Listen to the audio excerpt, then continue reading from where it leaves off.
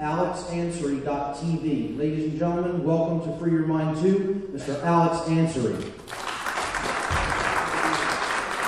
The title of this presentation is Solar Maximum and links to cycles of war, changes in society, societal change, and personal transformation of consciousness.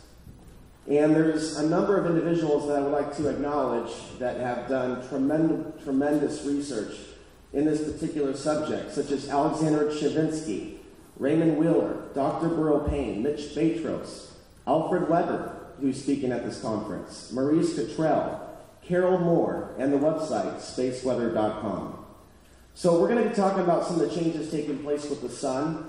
As some of you already know, the History Channel for years, as we've been approaching 2012, has been presenting the changes with the sun, the cycles of the sun, as something that may end the world as we know it, which has created a lot of misunderstanding as to what changes the cycle actually brings. We're going to talk about the changes that the cycle of the sun brings in terms of climate, cycles of war, changes in consciousness, and even changes within the economy itself. So by looking at the cycles of the sun, we can get out of what a lot of people are stuck in, which is a polarized worldview.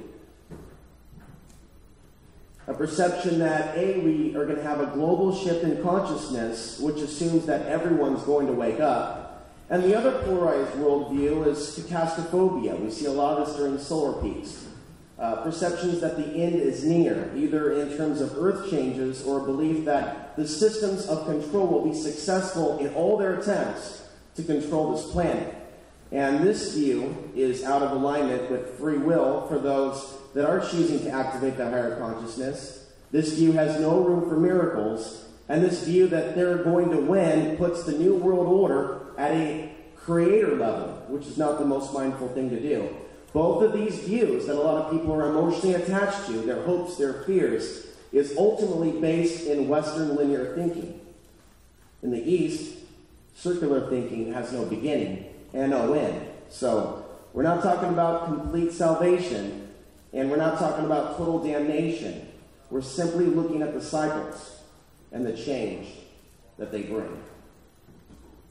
In 2009, I published an article entitled Solar Cycles and the Earth's Weakening Magnetic Field, which was published in Nexus Magazine in their spring 2009 edition. And the following is a brief breakdown of some of the info that I was looking at then in 2009 that's going to set the preface for some of the other information that we'll be getting into. And this is a graph, one of many, that shows the solar cycles, and this one starts at 1940. That was their projection for what sunspot cycle 24 was expected to be several years ago. That has changed since then.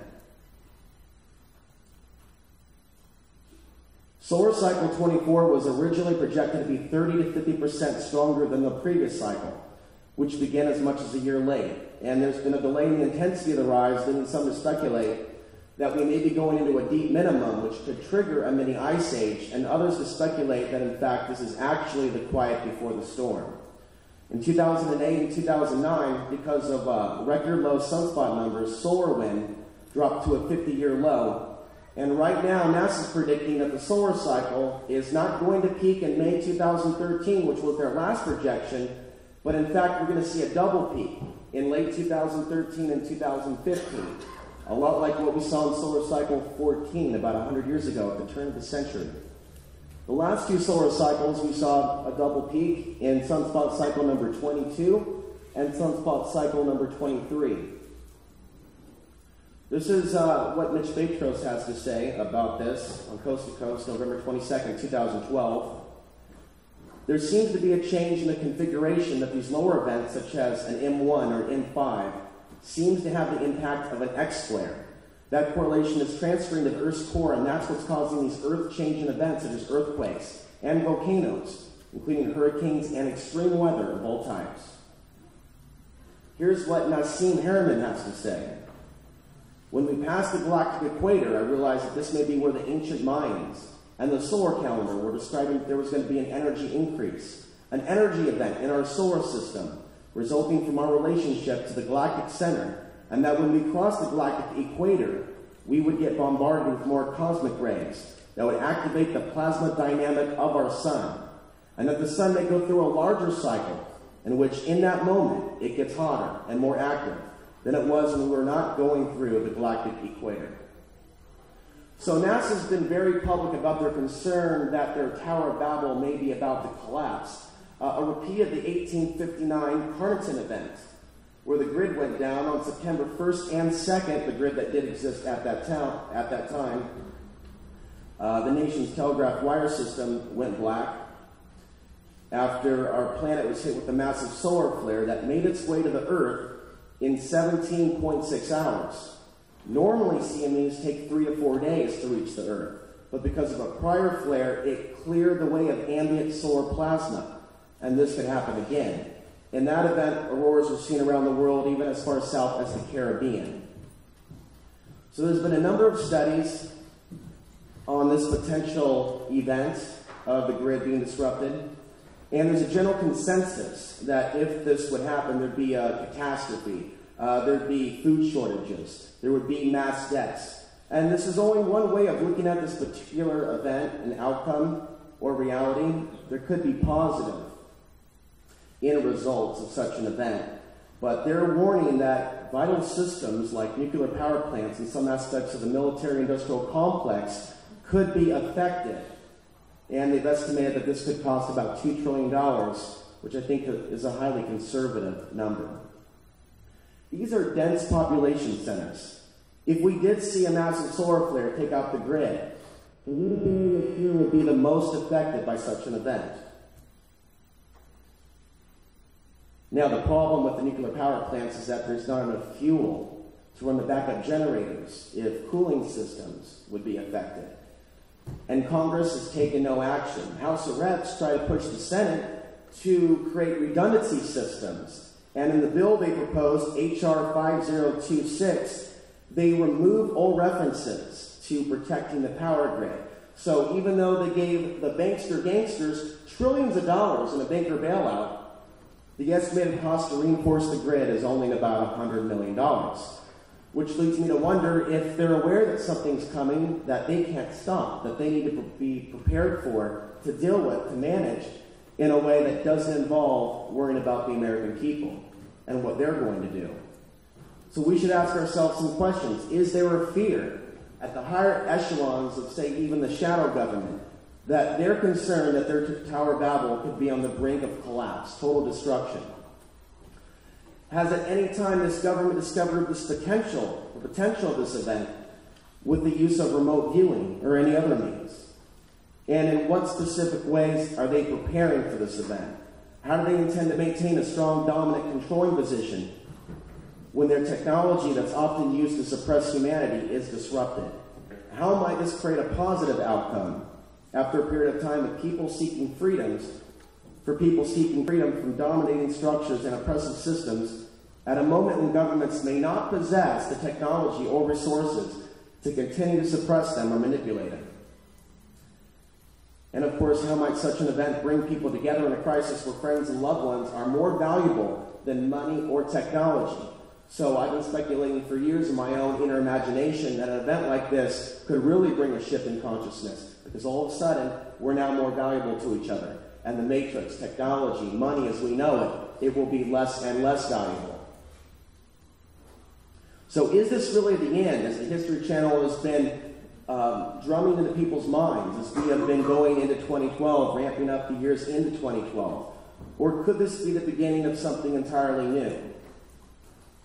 There's been a lot of events where technology has already been disrupted by increased solar flares, such as 1960 and in 1989, where the grid went down in Canada, and 6 million people in the U.S. and Canada were left without power for 9 hours. And in 1993, ATM machines were affected in Massachusetts. In 2003, a series of X-class flares interfered with satellite communications and created a brief power outage in Sweden and lit up the skies with ghostly auroras as far south as Florida and Texas. You'll notice there, September 7, 2005, with this event, that was right around the time of Hurricane Katrina. And in that event, around that time period, an X-class flare caused disruptions to parts of the grid and knocked out the GPS system completely for 10 minutes. And I know some people aren't aware of this stuff, but all this stuff is scientifically verified, and you can look it up on the internet. and the last several years, more satellites that have been owned and managed by the U.S. military have faced some form of disruption, have been affected in some way. There aren't a whole lot of ways that NASA can completely accurately project the intensity of an upcoming solar cycle or the amount of sunspots, but one of the things that they look at is the sun's great conveyor belt, or GCB.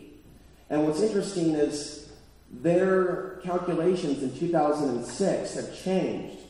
In 2006, NASA solar physicist David Hathaway said that a previous study of the GCB showed a slowdown, and said that based on current data, the slowdown we're now seeing means that solar cycle 25, the next cycle, peaking around 2022, could be one of the weakest in centuries.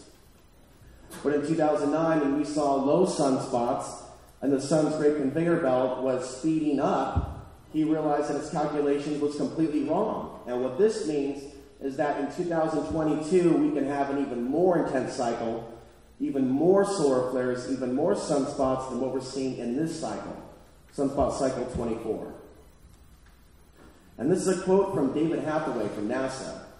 This challenges existing models of the solar cycle and has forced us back to the drawing board for new ideas. So the magnetic field, as you know, protects us from asteroids, different forms of radiation, some of which is harmful. And when solar flares hit the magnetic field, it diverts the solar particles towards the poles. And so a strong magnetic field is obviously a very good thing for life on Earth. And there's been lots of reports suggesting that the magnetic field is changing on the planet, and in fact, it's weakening. And within 500 years, we could be left without a magnetic field at the rate that it's shifting. NASA's 5 Themis satellites have also detected holes in the Earth's magnetic field. Holes 10 times larger than anything previously thought to exist. The invisible portals form every 8 minutes, and they rapidly change location, making them difficult to track. So the breach that we're seeing with the Earth's magnetic field can maximize the impact on the solar flares, and of course the human emotional response, as we'll get into. NASA is really concerned because the Earth and the Sun's magnetic fields will be in sync at the peak of this current solar cycle, which they have already said could result in a shields down situation. This story has also been referred to as magnetic portals connect the Sun and the Earth, and this is a NASA illustration of the breach. You've probably also heard about magnetic north moving at 40 miles per year in the direction of Russia. And this has already begun to cause major problems for aviation. They've already recalibrated landing strips at airports across the nation and the planet. And this can also cause issues for migratory animals and birds, leading some to speculate if maybe the die-off that we've seen with the birds, with the honeybees, with the fish, is not a result of deliberate chemical poisoning, but their navigation systems being off to the point where they're ending up in cold waters or cold parts of the planet where they can no longer survive. So this field we're discussing has been decreasing for at least 160 years at an alarming rate, leading some experts to speculate that we could be heading towards a reversal. And that happens when patches of iron atoms in the Earth's liquid outer core become reverse aligned. And they're finding evidence that we are seeing rapid changes in the Earth's liquid core.